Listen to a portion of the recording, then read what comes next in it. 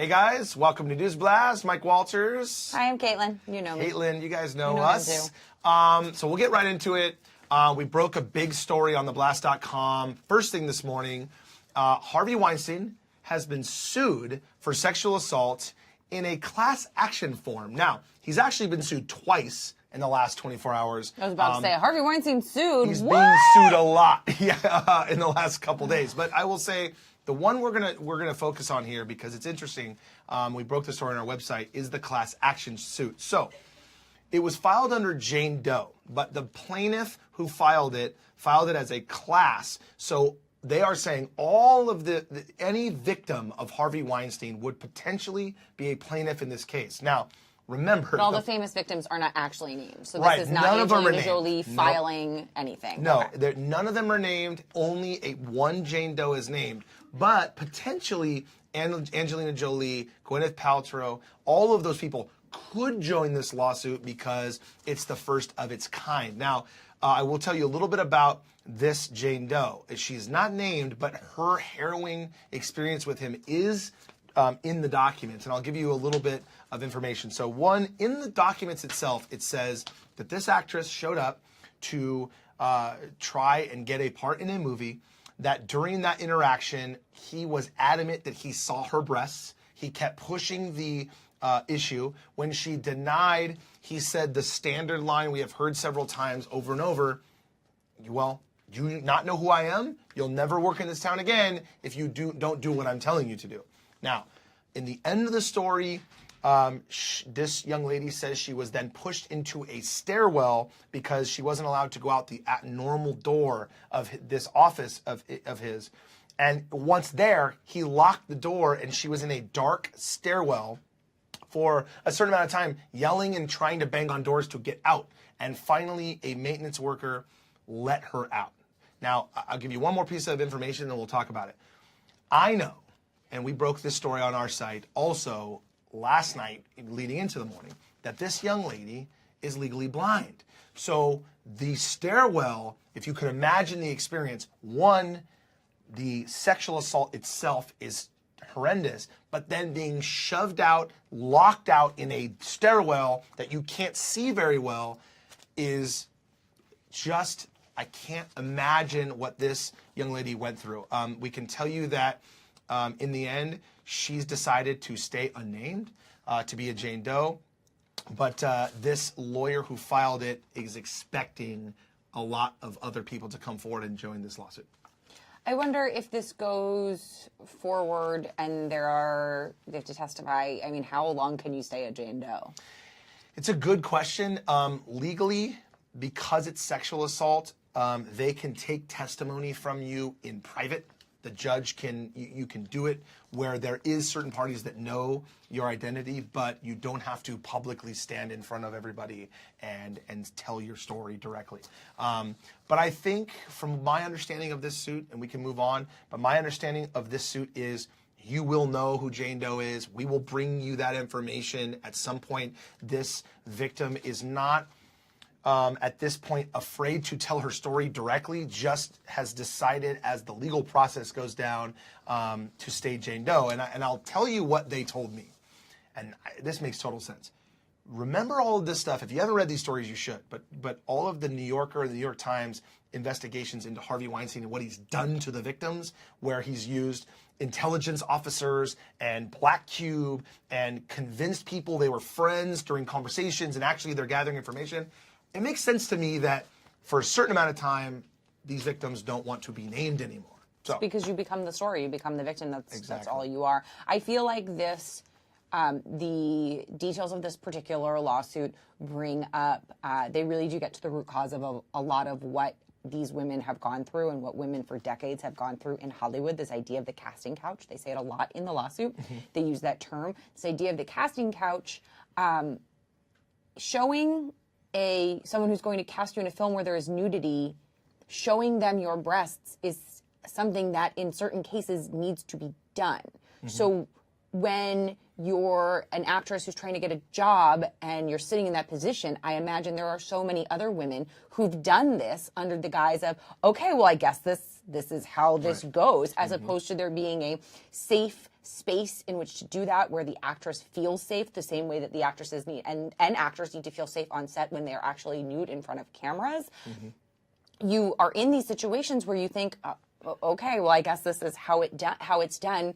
And it also points at the other side of the card where people who've in some ways victim shamed, in some ways really just questioned how this has gone on for so long, or how can you claim it's sexual assault if you kind of seemed like you were playing ball. This lawsuit gets to the root of that by alleging that when she said no, the answer was, do it or you will not work. Do it or I'll ruin your career and your life. So either top off or get the F out. So when that is the actual threat, if this is your livelihood, this is your dream, this is you want to do, and it's either this comes off or I don't get to do my job, you're putting someone in a place and in a position where they don't have much choice. Absolutely. And there aren't a lot of repercussions for this. Look at, this is decades and decades and decades old, some of these stories. It keeps happening because there were really no consequences. And so far, there have been none for Harvey Weinstein. So far, and I agree with you that I think this is a huge step because legally they're about to be defended. But something I thought of while you were talking about that is this. There's another thing mentioned in here, and we don't have time to go into all of it, but you talked about being comfortable, like in a position where you feel like, okay, I can... If part of the job is to be topless and they need to see whether you actually fit the role of what the movie is, they say in here that the Weinstein Company, this is an allegation, but they claim that they used what they call honeypots, that they used other female employees to be in the room to make the victim feel safe, that it was okay, and then at a point, they send that person out of the room for this to become some sort of other interaction, whether it be sexual or whether it be like you described, just saying, okay, I want this or else. The or else didn't happen until that person was out of the actual room, but that is described in these documents too. That false sense of security. Yeah, it's unbelievable. So, tell me we have something fun to talk about now. Mark Hamill. Yes. This is fun. People were freaking out. Mark Hamill crashed Disneyland's Star Tours. So cool. That's like the dream of all dreams when you go to these things and you're on Star Tours and you're going to Disneyland. All you want is to see a famous person. Like when that freaking famous person is Mark Hamill. And you're in the line, as you all know, and you're waiting for like this to happen. And all of a sudden, I mean, you look at this. You're sitting in the seat. Like I go with my kids now. And you're going on a Star Wars themed ride. And then whammo, the star of the movie. Look at their faces. And you know this guy loves this movie, and wham, you've got the actual star right there doing the promotion of your about to start ride for you. And there is a couple people in there, by the way, which is my favorite part, that don't even know who that is. That don't know the movie well enough, like even me, like if I were sitting there. Like, and even you guys know this about me. The movie, it's many movies. Whatever it is, I said, you guys know this about me. I would sit there and go, who's the old guy? Why are we going through all this? But I do respect the meltdown. See, for me, and we can go back to the actual story for a second, I'm a Captain EO guy. Like Michael Jackson. If Michael Jackson would have walked in the room and talked about Captain EO when I was sitting in there, I would have reacted way more dramatized than that kid did. I would have melted down, cried, thrown my shirt at him or something. I mean, I would have. It's just a delightful video. You can't watch that video without putting a smile on your face. And if you do, and you don't smile when you watch that video, you are freaking dead inside. You need to go back to Disneyland. You are dead inside. You need to go back to Disneyland. I'm not. You're dead inside. I'm not a huge Star Wars person. That wasn't the type of. I wasn't raised on that movie. Yeah, Harry Potter. I can get down with that one. Yeah. But you can just see the joy in their faces when they're sitting there. You do not expect something like that, and for the real star to walk out, amaze balls. Amaze balls. Okay. All right, let's move on here. So and we're back down into sad stuff. No. Well, it's somewhere in the middle. Yeah, it's in the middle. So we broke the story on theblast.com.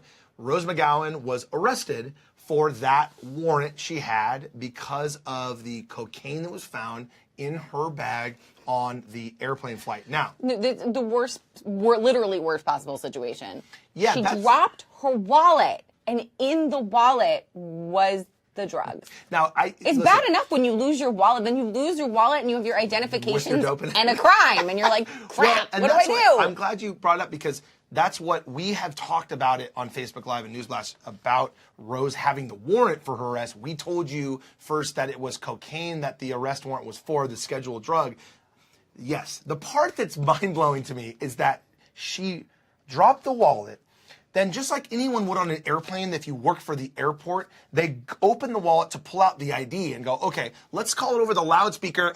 Miss McGowan, your drugs are in Terminal 4. Yeah, your drugs are in Terminal 4. 2 baggies fall out of the wallet with a medical marijuana card, which I don't think is an issue, obviously. But all of that just falls out. It falls out on the table, and it's like, Miss McGowan, like, that please is make your way to jail door A to check and get your wallet. So that is some Murphy's Law series of unfortunate events. Yeah. My guess is she's not going back to Virginia anytime soon. She turned herself in. But she did. She actually went, faced the music. Now, I don't know if this is true, but I think it's fair to mention she checked herself in. They booked her. There's a mugshot, which we put up on our site. And she had $5,000 bail. Again, even cocaine in this country at this point, it's not a huge deal. You do pay Rose a fine. McGowan had to go fly out there, book herself in, 2 little baggies of drugs. Harvey Weinstein probably sitting by the pool. Right. I'm glad you say his name, because she did an entire interview that you should just Google once we're done, and you should share this somewhere so you can we can all Mike talk doesn't about know how this. the internet works. I don't know. Wherever There it you is. That she kind of is alleging that Harvey Weinstein may be behind the planting of the cocaine in the wallet. Okay, let's not. I'm just throwing. I think it's fair to say, because we're serious all here talking it conspiracy out. I think if theory Rose is stuff. a victim, she has every right to say whatever she wants to say. She was also attacked by intelligence agents over this whole thing. But I'm not sure Harvey Weinstein may or may not have put cocaine in her wallet. But we'll see what the judge has to say. We'll see what the judge has to say. Yeah, he probably didn't. Case. However, anything that gets him to frickin' pay the piper for one miserable, rotten thing he's done in his life, I'm okay with. Agreed. Okay, now it's time for us, a battle royale. Mike and I do not agree about this next story. All right. You go. You start. Nicki Minaj did the cover of Paper Magazine. It was another one of their break the internet things. She's there fondling herself 3 times. I think she looks real hot. It is raunchy, it is sexy, and I think she looks amazing. Mike is a staunch Kim Kardashian supporter. No, I agree with everything you just said. She is amazing. She's an amazing artist. She looks stunning on the cover of Paper Magazine that you're looking at. Real dirty. It's pretty dirty, like the things she's doing. The point of this, and I actually broke 2 or 3 of the first few of Paper Magazine trying to break the internet, and several occasions they actually broke the damn thing. So I think I have a filter of, if you're going to break the internet, and that's your point of putting this out. You do it once? Well, you better shatter the last time you broke it, because the Kim Kardashian photo and the Kim Kardashian photos that were put out, can we show that? Okay, I guess we can't. We've already. Who's the cover of Magazine? That is breaking the internet. That is, oh my gosh, I'm not sure I should look, but I got to look again. Oh my God, I'm not sure. Oh, there it is again. And everybody the same way. melted down on the internet. I don't think the reaction that people get to Nicki Minaj in this cover is the same as that cover. Because we've been a little desensitized because we're used to the cover. I feel like the Break the Internet title has become like their equivalent of Sexiest Man Alive. Yeah, well, that's what I'm saying, because I've seen Nicki Minaj in less clothes on a red carpet at like a premiere. Yeah, but she wasn't doing that to herself. That's true. I guess the middle of the photo there is pretty gnarly. But like not suitable for your work or children. Yeah. Like, right in the center, there's something gnarly going on. Definitely not. And I feel like for Kim your Kardashian just dropped the hammer, and this is a little rock pick. Like this is it's hammering, but it's not as loud. But you know what? Thank you, Nicki Minaj. Live your best life for bringing that heat, because it moved the internet around. That is some risque business. Also, nothing can break the internet. We are so desensitized to some of the mountain of nonsense on the web these days. There's nothing. If I could sit here, it would take me a year to explain to you the things I have seen that the internet. And you barely know how to use the internet. Whoa, I barely know how to turn the damn thing on, and I'll tell you what. There is some stuff coming. Is this what we're ending on? I think we're ending on this one. Oh no, there's one. No, more because I was going to say more crazy fandom. Yeah, because I was going to say, Star Trek, was it? Star Wars. Sure. Whatever it was that we talked about earlier. This one, Wars. if Star this Wars. happened to me, man, would I melt down in the way that young man... You're a Swiftie? Yes, Taylor Swift. Okay, let me just give you the story. What? Taylor Swift showed up to a random Target because she just dropped her album, It's Reputation. her usual MO. Us She goes real to Swifties goes to places, and she showed up at a random Target to buy her album. to buy her album and sign a few albums. There she is. What a moment in your life if you are at Target buying this guy was buying ragu. This guy wasn't even there for that. He's got ragu in his He's hand. like holding it up too. Yeah, no, this video, he actually says, I live across the street, I came for some spaghetti sauce, and this happened. This happened. You can Taylor Swift happened. literally get everything at Target, including a Taylor Swift. Well, look, it's so funny because some of the people, you just see the shock. They're not even like, some are like, oh my, yes! And I then some are love just all, those reactions when people just freeze and they don't know what to do. Whoa. And she's like, hey, how are you? It's good to like- meet you. And they're like, burp. And then it's like, then she leaves and goes on to the next person. Anyways, awesome Taylor Swift. I guess it happens more than I thought it happens. Well, this is her tradition. So Okay, I didn't know she that. just shows up when she drops an album to do the whole... It's really quite a brilliant move. It is. It is quite a brilliant move. It's a surprise. She interacts with her fans. I'm a Target fan too. Shout out to yeah. Target. I go there on a regular basis. Story time with Mike. My 6-year-old son's a genius, and he puts together Legos. He loves Legos, and he puts together these, like, as you know me. You got really serious I talking couldn't about put together the Legos. a small Lego. Like, I can't True. follow the directions to actually put. My son built an entire Ninjago theater temple last week. So we go there, but you're right. Man, can you find everything in Literally Target, including everything. Starbucks that I need for the walk and talk with my son about the next Lego. I'm always in the wine aisle, Man, and then you get it's some all there. clothes, Yeah. a couple Brillo pads. And maybe Taylor Swift. And maybe at some Taylor point. Swift. I don't think she's coming to the Orange County Target. But Probably not. all right, Wrapping yes, up. there is something to end on that is also Bittersweet. Yeah, but it's awesome. I'm still sad about this. I've never, Are you? I was gonna I've say, like what's- not I recovered. guess you're right. There's a little Steve bitterness. but- Irwin was honored. Khakis, the little khaki Steve Irwin uniform. I can't recover for this. This has happened a really long time ago. Steve I was Irwin's gonna family, say, Bindi, we loved Bindi when she was little, Awesome. and they were just honoring him in They're all Australia. grown up. There's They're reptiles. all- they're oh, in, look at them. and they look. The kids look exactly like him. Yeah. Oh, at the They're in their Australian khaki Zoo for suits. Steve They're at the Irwin zoo, Day. the Australia Zoo. I'm This is so awesome. emotional. I loved Steve Irwin. He was Yeah, such a so delight. cool. He educated Get people. that off your neck. I'm not sure that's okay. That's Let's- totally fine. It's a boa. It's not going to squeeze her life out of her. She'll be able to get it off. I know. Of anyone, she probably knows how to deal with that situation. I've held a boa I feel like that's twice. about to squeeze, and then we have a problem. It is remarkably strong. Yeah. The last time I had a boa was on a segment where it was the San Diego Zoo, and they came, and it was cold, and they even though they're cold-blooded, they like dark little cavernous places, and that MFer went right up my dress and was wrapped around my thighs to just get up there and like take a nap. And as the segment was going, I was like, it was Your getting legs tighter turning blue? and tighter and tighter. And so they had to like unravel it. It was a whole, man. it was a whole thing. I mean, I had just gotten married too, and I was like, excuse you.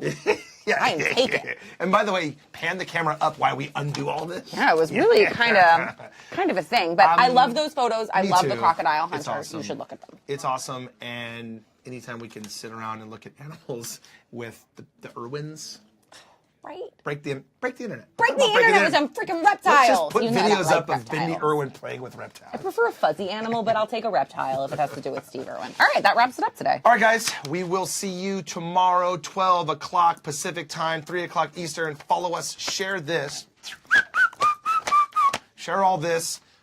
Follow us on Instagram, Facebook, Twitter, and... Also, do us a favor. We're bulking up our YouTube channel. Head over to YouTube and subscribe, and we need you to do that. I would describe to you how to do that, but I don't know how. So, If you can find us on the Facebook, you can find us on the YouTube. the YouTube. That's how it works. See you guys later. See you tomorrow.